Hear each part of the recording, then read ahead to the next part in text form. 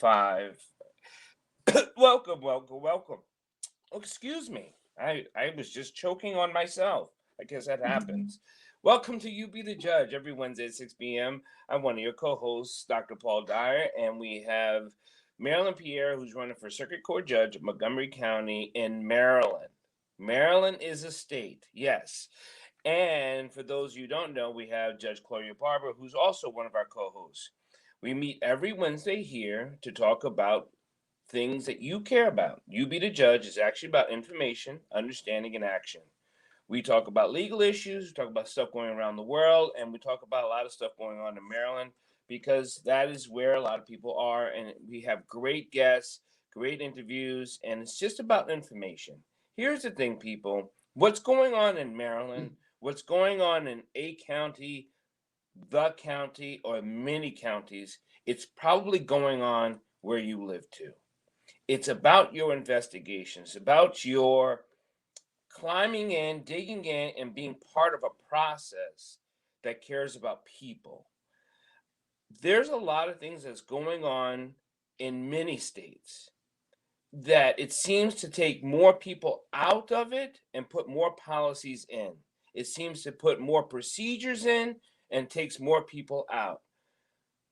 We need to hear what you're going through so we can talk this over and maybe we can have some legal issues because there we have some great legal minds here. Marilyn Pierre is an attorney. We have Will is just an attorney himself. We just have some great legal minds. That's why it's called You Be the Judge. It's not about what we judge others. It's about how we gather information, how we can come to a collective decision and say, hey, this doesn't sound right. This is not right. And here's the legal precedents that they have come across. Marilyn, how you been this week? Oh, I've been doing well. The weather has been really, really nice over here, and it's a beautiful day. People are in the holiday spirit, so I find them to be kinder than they've been in the past. So I have been doing really, really well. How about you? How have you been doing?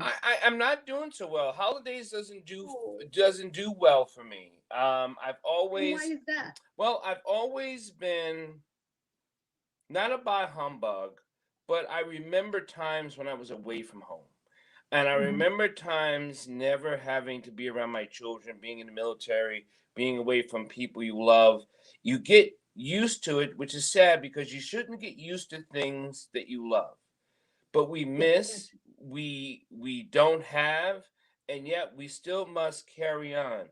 And with COVID and the thing that happened last year when COVID first hit, and now we have the Omicron, we are going into a deficit of depression, and people are going to take their lives, drink more, be more abusive, and that saddens me because I have family members that have COVID right now that's been tested positive, and oh, I sorry. and I won't be able to see them, and I believe they'll be okay. But that it's not being able to see them if able to see them. It's not being able to be around someone you love because of certain circumstances, certain issues. So we're facing that as the Omicron takes more people out of commission of being part of a commission, being part of a family. And that saddens me. Yeah, it's sad, but there are reasons to be optimistic as well. Last year we didn't have anything that we know of in terms of Right. things that could mitigate the symptoms of Mm. COVID. And I heard today that the FDA has approved the Pfizer pill for Yes. people who already started having COVID. So we're making progress, not as much as we would like to make, but the train is headed in the right direction. I just wish another thing is not wish is that why haven't we had test kits in the beginning and for families? I understand they're giving it out at certain places, firehouses, police stations, health clinics, and things like that. And then being part of the Red Cross, I know there's health clinics that has test kits that you can get home, but they're only giving two. We should have been able to have test kits at home since 7 months in COVID. We could have had test kits because everyone needs to know where they stand instead of standing on a line or paying. I hear numbers are going up in around different states, and people are paying over $200 to get tested. Now, so if they're going to start charging people in certain areas around the country or in certain areas around Maryland, not everyone can afford $200 to be tested. That's unfair. So now we're excluding people again, not on purpose, but economically. So it does sound like it's on purpose. So that's is that a legal issue? Can you're not saying you can't get it, but you're saying you can't get it if you can't afford it. Well, I think a lot of it has to do with leadership, and we talked about that before. Yeah. You have certain leaders who, you know, they just don't know how to lead. Okay, and then don't forget that our own governor tested positive for COVID recently, so he is being quarantining. He's quarantining himself, I should say. And that is actually a step forward because our leader this time of year tested positive for COVID, and he still went out into the, well, he still went out and was campaigning and doing all kinds of things. And he did not let people know that he had COVID. So who knows what was the result of that. I would just like to ask, was he already vaccinated? I mean, because the leaders no, because the vaccine, everybody else to get vaccinated. So you would think that he was already vaccinated. You're talking about you mean Governor Hogan? Yes. I think he's vaccinated and boosted. Yeah. Okay. But see, that's what people, I think that's one of the things that we need to talk about more. Just because you vaccinated and boosted doesn't mean that you can't get COVID. They said that you just get a milder version. And especially somebody like him. Don't forget, he's a 2-time survivor of cancer. Wow. Yeah, and so he is definitely high risk. So I would imagine that they would take all the precautions that they need for him. And even with all of that, he still got COVID, which means that we have to be extra careful not to get it, not to pass it. And you could have it and not have symptoms. You could, and they were talking today on the radio about how you could be positive in one test and take another test and not be positive. And they talk about how you could be shedding the COVID, what did they call cells? Yeah, how you could be shedding the COVID cells, which is why you could take a test today and be positive and take a test tomorrow and not be positive. Which is why test kits are so important. I think we should, where do we stand online to get all this tests? Because once someone gets a negative test, they're going to be like, okay, bam, I'm out, and these tests are, they're doing the best they can. Are they doing the best they can? I think that's questionable.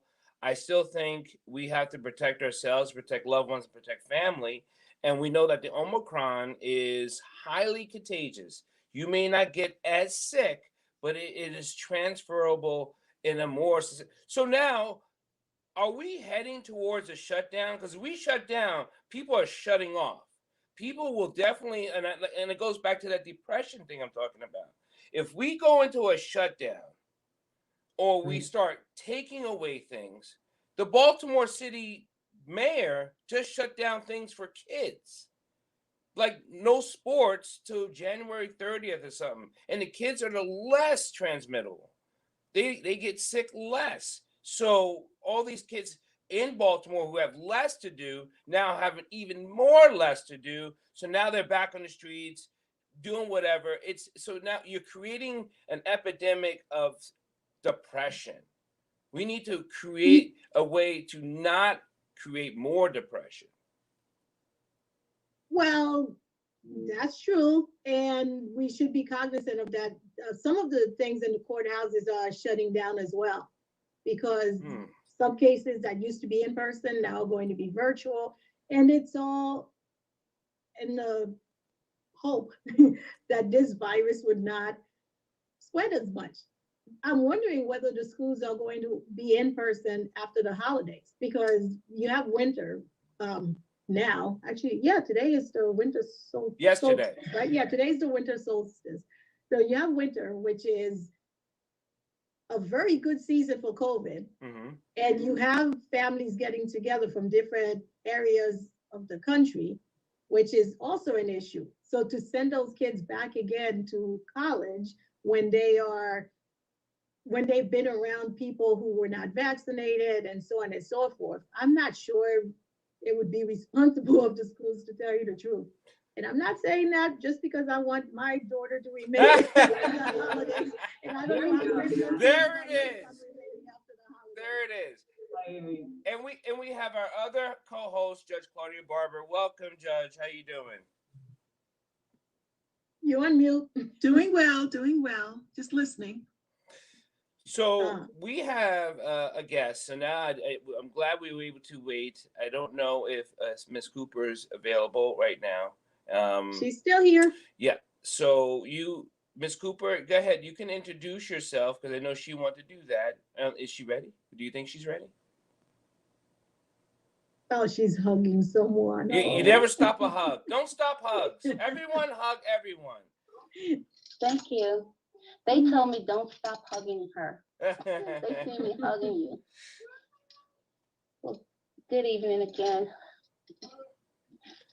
Well, Ms. Cooper, I do want to welcome you to You Be the Judge, and I do want to let everybody know you can get all this on all your podcast channels. Wherever you get your podcasts, you can put on Bridges Live, and you will get You Be the Judge. So wherever you're picking up all your podcasts, you can do that. You can also go to my YouTube channel and all the social media. So welcome, Ms. Cooper, to You Be the Judge. Thank you. Well, go ahead. Would You, you you like have me the to spotlight. introduce Please myself? introduce Okay. yourself. Thank you. I am Miss Melody S. Cooper, the mother of my son, now deceased, Kwamina Akron, which was murdered 348 days ago by the unlawful officers of Gaithersburg, Maryland, which is in Montgomery County, Maryland. And where would you like me to go from here? Well, please tell us about what you do know about the situation that happened with your son, and just give us the facts that you know. Okay. I know that they preyed on my child. One of the unlawful officers had someone go and get my son and say, let's go to the store. But my son never made it out of the complex, in which was opposite of which they announced. Initially, when they first executed him, they stated that he was running across 355 on a Friday afternoon during rush hour from the police station to the Chelsea Park complex, which everyone knows 4 people are not going to run across 355 at any time, especially a Friday during rush hour traffic. He was actually ambushed at the front of the complex after the young guys told him, let's go to the store. He ran off and left those 3 officers to chase him back to the back of the complex, because he had walked to the front of the complex. Once he got into the back of the complex, one of the unlawful officers decided to get out of the car and opened up, fired, and striking my son in his back, and he died instantly. He went face down, and then they proceeded to turn him over. The statements to the media says that they attempted first aid, but they did not. They continued to shoot my child in the groin area while having him laying there for 7.5 hours so that they could power wash the area and set a scene to try and make it look like he was carrying a gun and he was trying to shoot at them. But after they went to the grand jury, and the prosecutor stated that that firearm that was next to his hand had not been shot. There was no gun residue on my son's hand. The only residue was on my son was on his chest from when they stood over top of him and continued to shoot. And all the bullet casings, as the prosecutor stated, came from the, I will say, unlawful officers' revolvers. Firearms, because they all had automatic weapons. This is, I'm gonna first, There is no first. I'm sorry for your loss of your son, of your family member, of a human life, right? So there's no words that we're not. I'm sorry. And coming and then hearing this as a black man, I'm going to take this a little personal. So everyone who listens live and listens, whatever, bear with me. I am also very afraid of getting shot by an accident, by someone who thought, perceived something, and it would just happen to be mistaken. I'm definitely afraid of it. There's no, I don't live in fear, but that doesn't mean I'm not afraid of it. And there's a difference to that. So as I speak this, we feel like we're being hunted. And that hunt has been going on since I've been a small boy. And there's a heavy weight that sits right on my head that I look at younger men who may not have the aptitude, may not have the verbal wherewithal, may not have the situation awareness. So they're even more susceptible of getting killed, right? And that still doesn't stop even me from being killed, no matter what education I have. It has nothing to do with none of that. A bullet knows no reason to not kill you because you should live over this because of this or that. So I'm sorry. I'm sorry. Well, this gives us an opportunity to possibly open the door to community policing again, and what it is and what is actually happening. And I was listening actually to another talk show on Sirius XM, and one of the talk show hosts was making the point that many people are conditioned to go negative on Black people in general. They're conditioned to think negative. They're conditioned to police negative. They're conditioned to assume, most of the time wrongly, negative things about Black people, which is why the end result is the majority of the people that are getting convicted, that are found guilty, that are accused, and those accusations lead to the conviction of people that are Black, because people in general are conditioned wrongly to assume wrong things about Black people. And it reminds me partially of the Thurgood Marshall movie, which was featuring Chadwick Boseman, who played Thurgood. Right.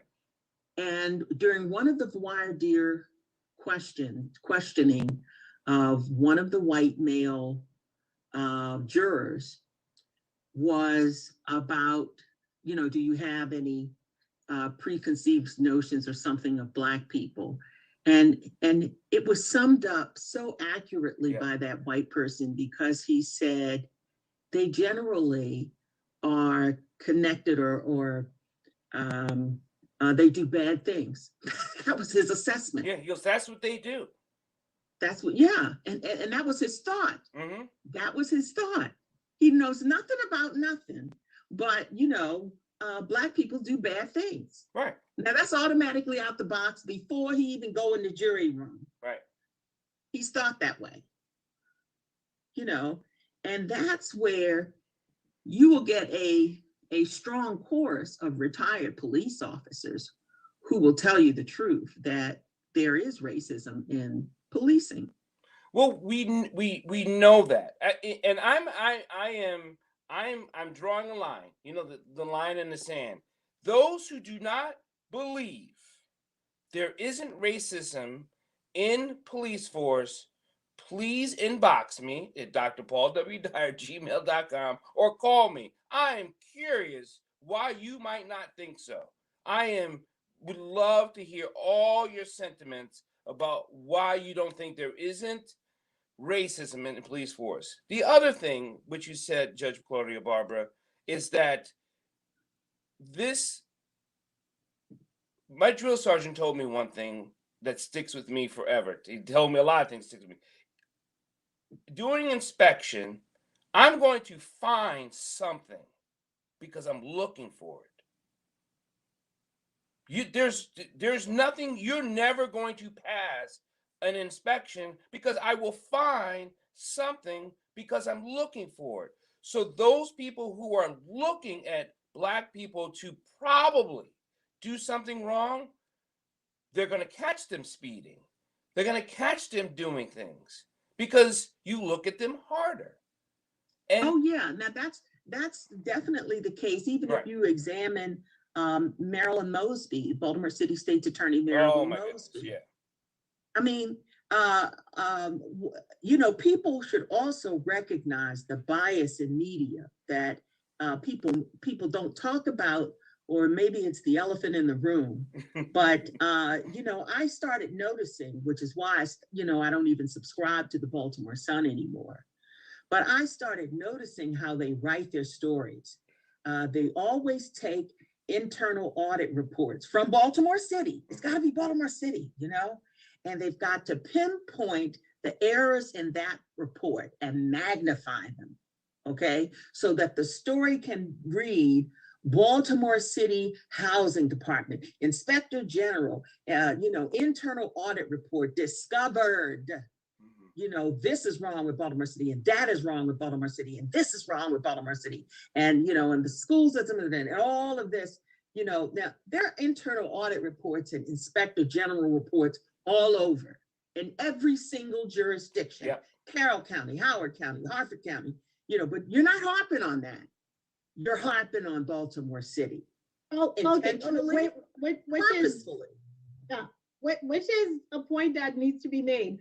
But I want to go back to Ms. Cooper because I wanted us to understand what happened to her son. And Ms. Cooper, if I could just, I guess, give a synopsis of what you talked about. And I don't want to let Erica had a question. We'll get back to you, Erica. Well, Erica had a question, yeah. but I wanted to give Yeah. a synopsis. Oh, yes, thank you, Erica. You had a question, but I wanted to give a synopsis before you ask your question. Because Ms. Cooper has been a You Be the Judge before. Thank you so much for coming back. And again, we're really, really sorry for your loss, and we are here for you in any way that we can be. But what happened to Ms. Cooper's son was that on January 8th, 2021, 4 undercover Gaithersburg police officers were waiting outside of her son's house, waiting for him to come out.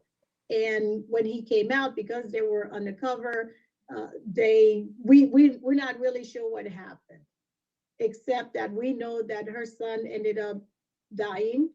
There were some witnesses whose stories were different from what the police officers said happened. And the case was sent, because this is a Montgomery County case, and Montgomery County has a memorandum of understanding. I'm sorry, the Montgomery County State's Attorney's Office has a memorandum of understanding with the Howard County State's Attorney's Office to investigate, and vice versa, so that they investigate each other's police-involved shootings. And we know that in reference to those sorts of investigations, Howard County has never recommended that a police-involved shooting in Montgomery County be tried, because they have never found that there was criminal behavior in that sort of action.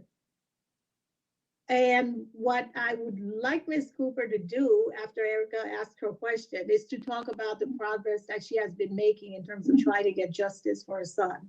So Erica, you could ask a question and then Ms. Cooper could talk about what she is doing to try to get justice for her son. Well, thank you. I just wanted to, I don't have a question per se, but a comment. I guess it's a mixture when we were talking about racism.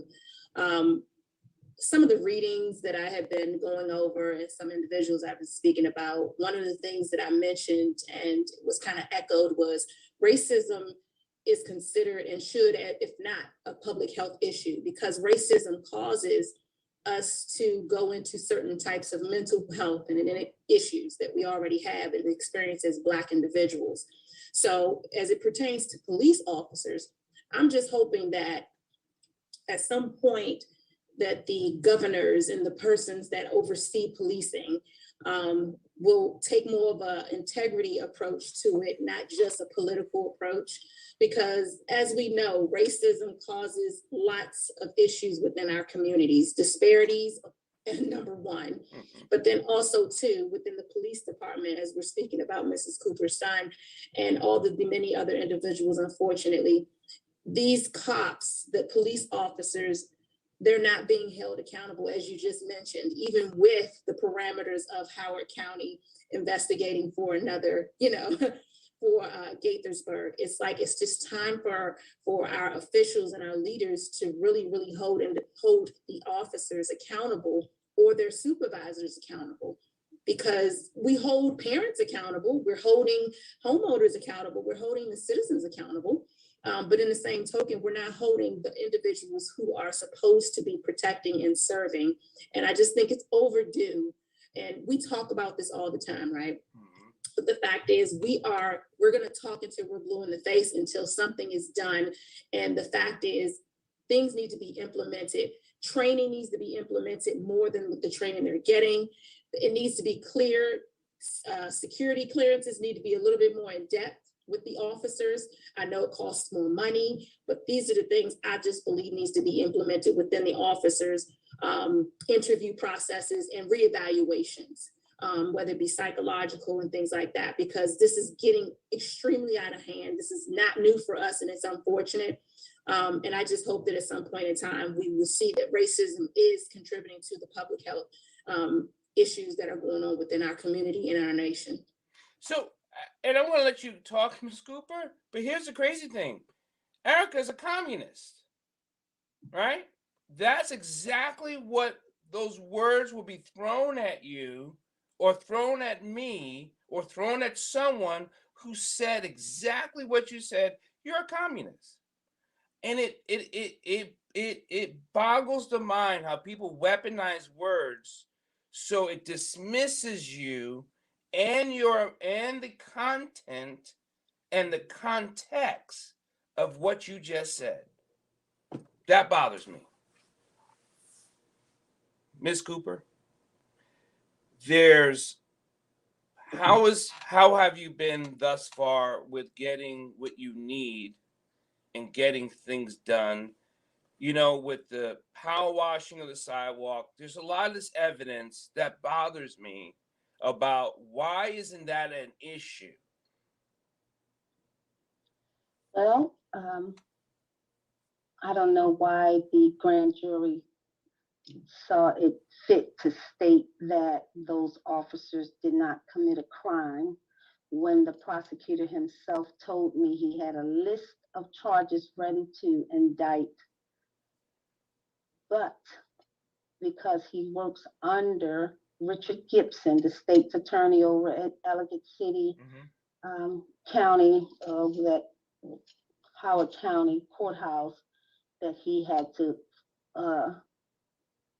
follow what his boss instructed him to do. So attorneys online, ring the bell, please. Someone explain to me, when you have a list of things that you want to bring a prosecution, that doesn't mean it's valid, or doesn't mean, explain. Can you ladies explain this to me or someone? Well, In this situation, I'm assuming it was an assistant state's attorney who told Ms. Cooper that there were charges that he wanted to bring against those police officers. Okay, However, his boss, who makes the final determination, okay. according to what Ms. Cooper is saying, no, we're not charging anything. And in this situation, it's not even, well, you might not even consider it a race issue because the state's attorney in Howard County is a Black man. Mm-hmm. And the police officers, all 4 undercover police officers were what we would call Caucasian, Ms. Cooper. Except for Delgado, Sergeant Delgado, the one that decided to open fire and that sat in the parking lot 5 hours and sent the young man, or not a young man, sent his agent or CI or snitch in to lure my son out so he could murder him. So this is what I'm finding out, though. Again, this is all about the power of the state's attorney's office. Yep. Because it has everything to do with them making calls. And to the extent that we as citizens vote in state's attorneys, you know, we have the power. We know that, right? Do we know to- that? Do people know that? I hope they do. I Hope they really do. hope they do. Every county has a state's attorney, including Baltimore City. And we also have a Maryland Attorney General. Okay, so the state's attorneys in particular, they play a key role here. You know, they can say up or down whether or not the charges will be brought or not be brought. Just like in the January 6th incident, as I've said over and over and over again, they had an arsenal of charges to bring against all of them. Right. All of them. There were killings. And see, nobody's been charged with felony murder. So how can that be? So I think that's really pushes us civilians who are non-attorneys, not even on TV, that we don't understand why when you have a charge that could be brought, but the state's attorney says, well, I'm not going to use that. And then, so how is that like? Well, there's a variety of things to consider there. Okay. So some of the things they consider is, you know, how difficult is it going to be for me to prove that particular charge? Okay. You know, and I have to go through the elements of the charge to determine what facts I have to really match up with that particular charge. And there also is a mindset, and I will say it at least, that they look at police cases very differently than they do civilian. Because I was going to say, I know someone who got charged because they were in the area.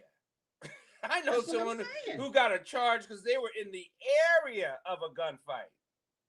And see, this is where I think that when you're dealing with knowledge and voters, it's very, very important to encourage community organizations to have candidate forums, especially state attorneys candidate forums, you know, and mayor candidate forums, and other candidate forums that forces the candidates to answer questions about, you know, prosecution of police officers and taking a stance against false police reports made by Karen, people that exhibit Karen behavior and cause people to be arrested unnecessarily. And, you know, so, you know, we should be asking directly those questions to the candidates so we understand where they're coming from. So, Ms. Cooper, so that we're not surprised after they get into office Right. that they're not going to do nothing. So what did the state's attorney say to you, Ms. Cooper? What has he said? Well, basically, I did have a meeting with him in October with myself and my attorney. Okay. And I had a couple of questions for him, and each question, he did not give me a direct answer. Basically, I asked, why did my son lay out there on the ground for 7.5 hours? And he said, well, it's not like we were trying to set a scene, because anyone that knows, and he put up his right hand, this would be the side that looks at things in a realistic way, that people that don't have emotional attachments like you do. And then this would be the side of the people like you that said that there was a narrative, that I'm giving you a narrative. But the people in reality will say that the police didn't have time to set a scene because there were officers that arrived on the scene that did have body cameras. So my question was, why did my son lay out there on the ground for 7.5 hours? Because if it was just one victim or deceased or assailant laying out a deceased, it usually takes 3 to 5 hours for them to investigate the crime scene, not 7.5. I've even had that statement from my private investigator, which is Mr. Keith Quick, a retired top-notch detective, homicide detective out of Philadelphia. And he states in all his years of working in law enforcement, he's never heard of he said, a corpse of a person laying out there for that long of time. Once the coroner gets there, they're removed. Hold on. I got a question for Marilyn and Judge Claudia Barber, and for any other attorney on the line. Can you charge a person that's been shot if they were going to give them a charge? Is that possible? Like, her son got shot, and say they said he stole something, and they find whatever he stole on him. Can he still be charged with? Do you understand my question?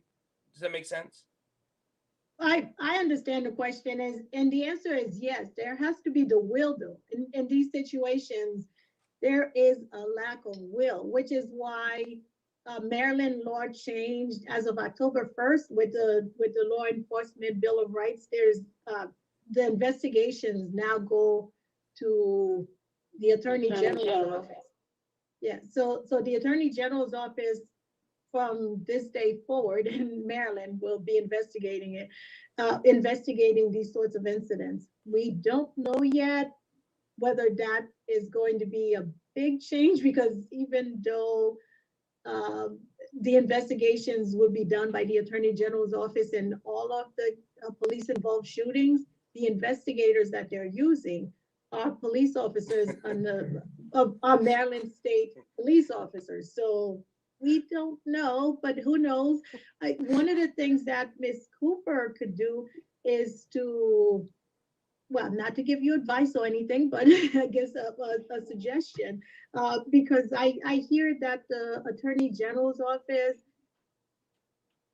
can be convinced in some situations To bring look charges. at cases that occurred prior to October 1st. So I don't know if this is one of the things that you have done, Ms. Cooper. Well, basically, I have written letters to the Attorney General, Department of Justice, President Biden, but I did get a response from the DOJ in October in reference to the letter that was written in August prior to the grand jury hearing. And they stated to me that whatever section in code that was, they didn't see where the officers committed a crime. And if I could bring more evidence or present more information for them to investigate, then they would see it fit to do so. If I got more pertinent information, I guess the first letter was a little bit vague. And like I stated to the Mr. I'm gonna call him Mr. Richard Gibson, that they did not present all the evidence to the grand jury in order to have a fair hearing. And his response was, we presented all the evidence that your attorney gave us, and is Okay, your wait, attorney. wait a minute. Here's my thought on what you just said. Have you made Maryland Public Information Act requests, and this is my thinking. I think if you know of a retired police officer, I think that you should have a conversation with a retired police officer and ask that retired police officer to assist you in preparing Maryland Public Information Act requests against the state's attorney's office, and specifically ask for videos, cameras, policies for not using cameras, and get responses from those offices. Now, the reason why I said you should use a retired police officer, because a retired law enforcement person knows all the different intricacies of these law enforcement officers. Now, you may make a blanket request and ask for one piece of information, and they may have that information stored in 10 different locations and in 10 different systems and in 10 different categories, or and they won't give it to you because, oh, that was in the internal affairs file, or that was in the something else file. And you have no clue because you're not a law enforcement person and you don't know how they accumulate their files. Right. So I'm confused as to why the state's attorney would tell you it's based on what your attorney gave you. That's confusing. Yes, that's what that man said. And then my next question to him was, before the grand jury hearing, ever since my son was murdered, y'all stated that I would receive all the information and evidence and what would be presented in court once the hearing was over. But here it is. I still do not have the police testimonies or the police reports. And police reports at minimum. He said to me, because he needs to protect the people. And I said, well, what people? I could understand if you were saying the witnesses, but I do have information as to what witness had a small clip that y'all took from their phone. Y'all gave their name, their location, everything. I said, I'm just getting ready to leave because I came here. It was a waste of time. I don't even live in the state of Maryland. So he said it is not a waste of time because he took time out of his busy day to help me. And I said, well, it doesn't seem like you're helping me. Like you said, you're protecting the people. You're helping the people. Well, the people versus Kwame Offering. So that's another concern. Mm-hmm. It doesn't matter if the police chief is black, blue, white, polka dot, whatever. The question is, what is again, in these elected officials, what is their agenda? Are they about rooting out racism? Or are they there? Do they see themselves as the police chief to appease and make sure they back up all their supervisors and lieutenants and sergeants and corporals? So, regardless of whether they've committed something wrong or right. And now, if you're gonna root out racism, that's one thing. If you're not gonna root it out, then I don't know what you're doing there. Her son has still not been charged. That's kind of goes back to my original question. Has your son been charged with anything? He didn't do anything. He didn't do anything. Right. Yeah, he just was. Kwame was in a house when they targeted him to be lured out so that they can execute him. So what my point is that that's why I asked, can a person be charged after you shoot him and say yes, because he was this person, right? He hasn't been charged, but yet he's dead, and everyone's okay with that in the State's Department. That doesn't make sense to me. That doesn't ring well. Something's not right. If you shoot a person and they were a rapist, okay, that's one thing. If there's a warrant out for his arrest, right? That's another thing. They had enough time. They had an ample amount of time to get a warrant for his arrest. If that officer sat in that parking lot for 5 hours, because absolutely, immediately one of the resident that lived at the front of the complex said he saw the 3 men with hoods approach your son. No, they didn't have any badges. He didn't hear them announce themselves. All he saw was Kwame turn around and start running. And that's when Delgado got out of that car at the back of the parking lot and went and shot my son. And that witness stated that they thought that Delgado was visiting someone because he was sitting in the parking lot for 5 hours that Friday. And my son told me Tuesday that the police was trying to murder him. Then Wednesday, he said they were following him. And then Friday, he winds up dead. And that Delgado is the one that initiated shooting my son and had the young guy go and lure him out of the house. They had an ample amount of time to issue a search warrant if they said that my son had a gun. But the so-called girlfriend mother told me when I went there that the guy that came and asked Kwame to go to the store, she said, your son was a good boy. He stayed in the house. He didn't do nothing. He went out to the store to get his food. He would go with his cousin to go to the studio and we'd be back in the house. The boy that came over is known to set people up with guns with those officers to lure your son out of the house. I didn't never see that lady before that day. I'm baffled by how this is still okay. Say the cops did nothing wrong, but there was no investigation of why this all took place. Like it just happened. Someone's got shot.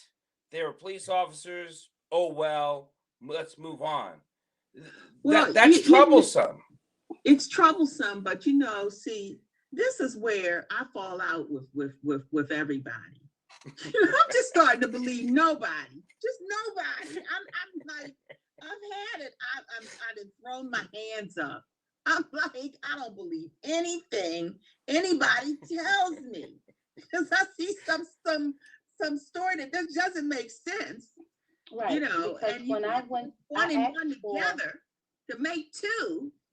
It's appalling, and you want to throw this out and expect the public to believe you and to have trust in law enforcement. I mean, what I see is a bunch of crookedness. I see cover up. I see nothing different than what we found out about the Maryland chief medical examiner.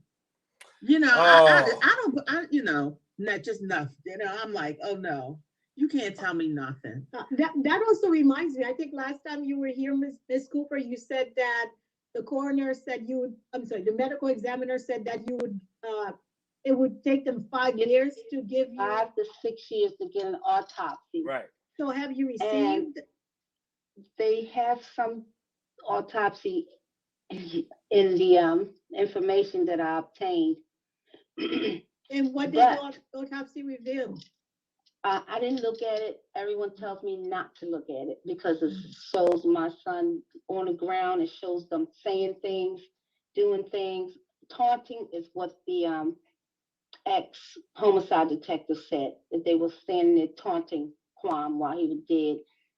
And that should have been worth some disciplinary action right there. They had the audacity to tell me that the gunshot wounds to his private area was old. I said, no, they weren't. My son was never shot in his private area.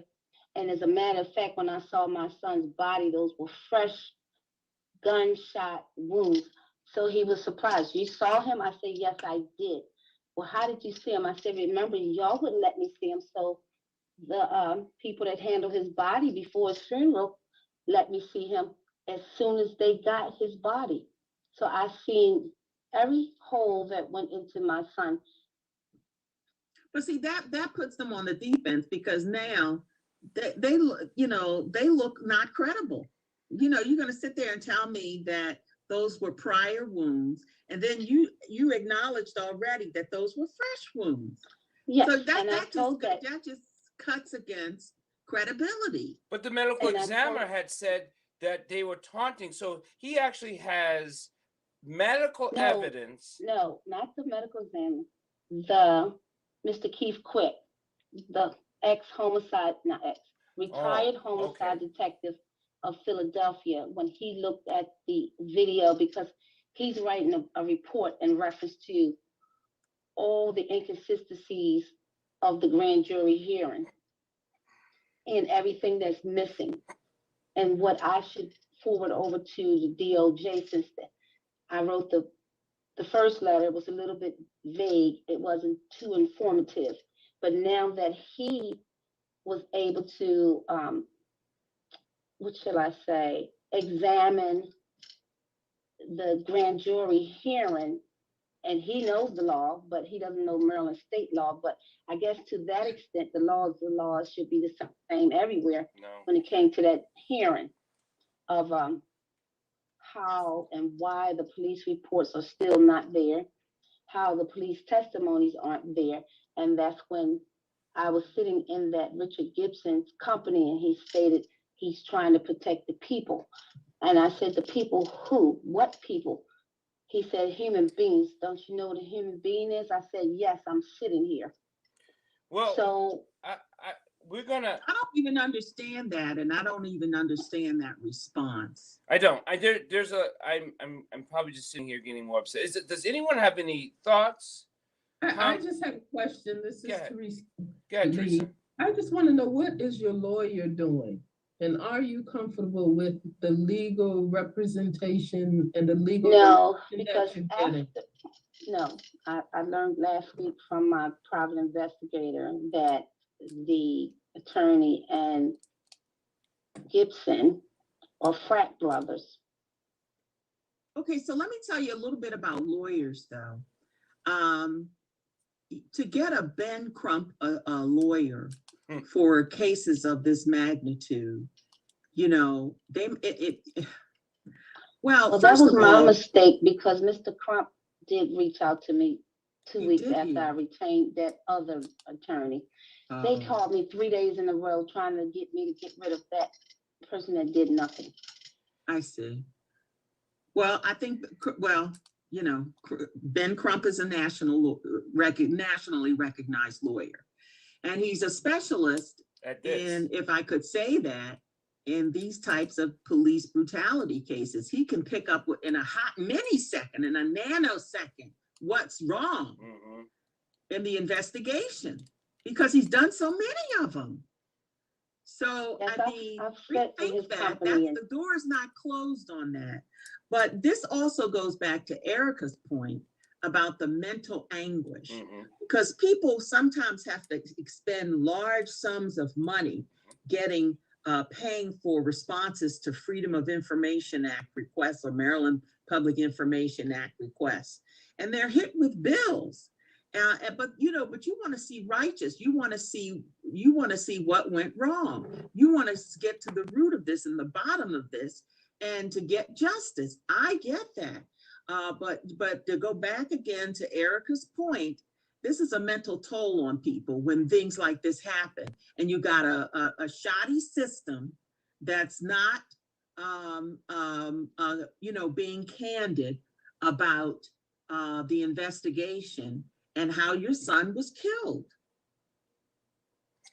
Does anyone else have any other comments, questions, or thoughts before?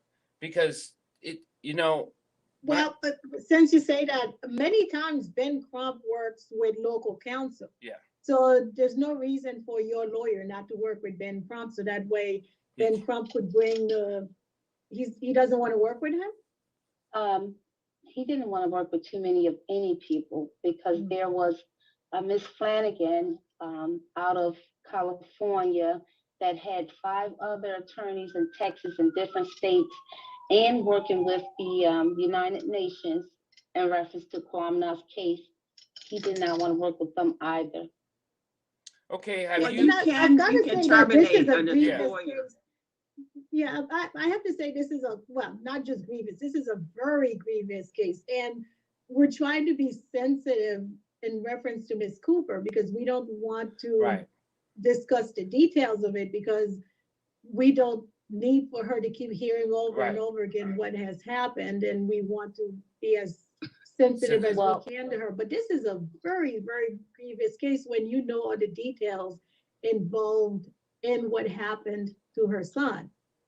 Which is why I think you were getting those phone calls from people, because when they found out what happened, they really wanted to help. And you know, if the help is out there, Go get the help. you know, hopefully you could arrange some sort of way with, you know, sometimes. Well, I'm going one to thing continue to also- move forward.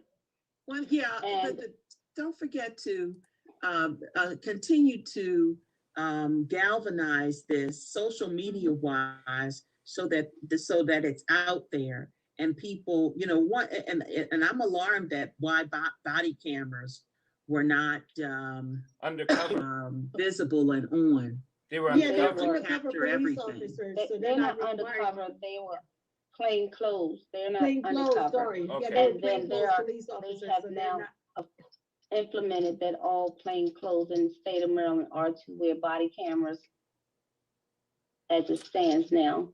Mm. And then also we're working on Quam's law, which means that all officers must have a body camera. If you're carrying your revolver, you should be wearing a body camera, as well as have your badge exposed just as well as your firearm.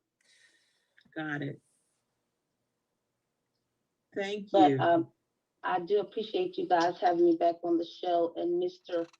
Quick also stated that is there any way that I could have my attorney reprimanded because he feels as though that he was working with them Oh, and we not. know you can have against attorneys them. reprimanded because you could just make an accusation at an attorney, and it just seems like you end up, you know, just throw it out there. Make an accusation. How do you do that? How do you? Through the attorney's grievance, is that correct? I know that's one because I'm familiar You with have that. Maryland's Attorney Grievance Commission, you have DC Office of Disciplinary Counsel. But the thing is that the focus also, again, should be getting information, getting evidence, getting, you know, digging deeper into what happened and how it happened, when it happened, you know, who instigated what. We don't know all the answers to that. And that seems to be real critical here to better understand how your son was killed.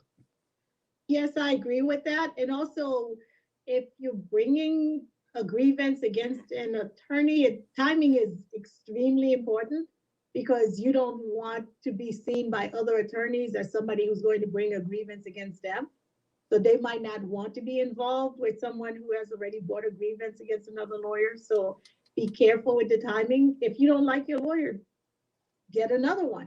Part And ways and then get do- another one. Yeah, and do what you need to do. And after you get the information that Judge Barber talked about, then the air will clear better, and you could do what you need to do to backtrack. and Because take care of Well, some of the see, things that again, you might wanna sometimes when take you're, care of.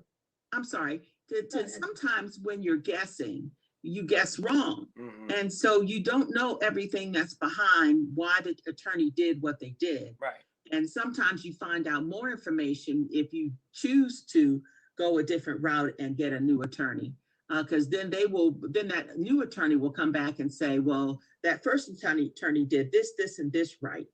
It's just that it didn't get to this direction. Right. So that's why, seeking information is so critically important. And this is still pretty foggy. There's not, you're not clear. I think ultimately every parent, loved one, or whomever should have a clear picture, right or wrong, while someone is dead. If Yes. that cannot be too much to ask. If someone is dead for whatever reason, let's be clear about it. That's it. Right. Well, history has already taught us how the police and law enforcement treated Ahmaud Arbery's mother. Mhm. History has already taught us how they treated Breonna Taylor's mother. Mhm. They just fed them a bunch of lies. Mhm. I'm just being frank about it. To tell somebody that Ahmaud Arbery may have been involved in a robbery was just a big fat lie. Mhm. And to say the same thing, with Breonna Taylor, why not tell her how she died? Right. Okay. Yeah, and also in Montgomery County, there's a hotly contested state's attorney's race. And for those people who aren't in the state of Maryland, when we say state's attorney, we mean prosecutor. So yeah, there's a hotly contested state's attorney's race. And have you had a chance to speak to all the candidates, including the one in office right now, to find out Yeah. why I would. why this has not moved forward, or what they would do in a situation presented with a situation like yours? Well, I've spoken with Senator Ben Cardin. Yes. That's Mhm. me. I've spoken to him. The only state's attorney that I've spoken with is Richard Gibson. I've spoken with the prosecutor, Chris Sandman. I've spoken with a couple of delegates, and Well, like I said, like Yes, Marilyn but said, no- that there's none a, of- there's a none there's, of- there's a sorry, Maryland none- state's attorney's race going on, and contact those people. Well, none of these people that you've spoken to are in Montgomery County. And the only person who could actually bring a case against these police officers is the state's John attorney for Carter, Montgomery County right now, John McCarthy. John He McCarthy. has 3 people who are trying to unseat him. So you need to speak with him in his office and the other 3 people who are trying to unseat him, because if one of them unseat him, then whoever unseats him could then bring a case against these 4 police officers. Yep. Well, I know that they have not been released back to work as of yet, and I don't see why is that? Because if they didn't commit a crime, then generally the officers are right back at work.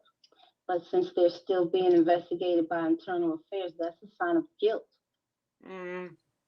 Not really. And also the Department of Justice, did they decide that they were going to investigate this case as well? They said I need Because to like I said, give it was them so more egregious that, sometimes I think of it, but she said they said no because of something of more detailed more yeah, evidence. yeah. isn't it their job to investigate and get those detailed evidence? They have an investigative unit. And I don't even understand why they expect your lawyer to come up with the information that they need to figure out whether or not they need to charge. I Yeah, think that's. they addressed it to me. Well, Yeah. this week. I have, Go ahead. Someone has something to say before we Yeah. close up. Mrs. Cooper, I've been listening to you and my heart is wrenching, from your loss. And what I did hear though, was that you mentioned that there is actually a Kwame's law that's been established. Is that correct? for Quam's law body is cameras? what Yes. they are trying to pass that law, Quam's law. When I went to the House of Assembly back in February, and I had been speaking of since then, I was in favor of Anton's law, Yes. police reform, and I invoked Kwamna's law. I wanted Kwamna's law. And then in September, I got an email stating from a delegate, Leslie Lopez, and someone from the ACLU, American Civil Liberties Union. and in bold letters stating Quam's law. So now they're trying to pass Quam's law, in which they stated that it may be between the January 14th up to March 13th or so. It has to be within a 3-month window or something to that effect. Yes. Yeah. Is there anything that we can do as citizens to help enact that? Because that's Sign important. a petition. And To- testify in the General Assembly Yeah. when the law comes into committee, goes into committee, and hearings are held. I would be Thank you. interested in reading what actually the wording for that. So it requires that all police officers, whether undercover or plain clothes, are required to have a body camera and their badge. Not undercover, not undercover, plain clothes and all uniform officers on and off duty when carrying a concealed weapon. When carrying their service Service revolver? weapon, yeah, maybe the service. Yes. Okay. Okay, all right. I'd like to thank everyone for listening to You Be the Judge every Wednesday. This week is Christmas, or the end of an era, so I would like to wish everyone a very Merry Christmas, and be safe, be happy. We will see everyone next week, right before the new year. You Be the Judge. I am Dr. Paul Dyer, Marilyn Pierre, and Judge Claudia Barber. We thank you, we thank you, we thank you. And everyone, please be safe, be kind, be compassionate, and take care of each other. Thank you. Have a good night. Thank you Thank so much, you. everyone. Happy holidays. You too. Thank you. Days. Bye.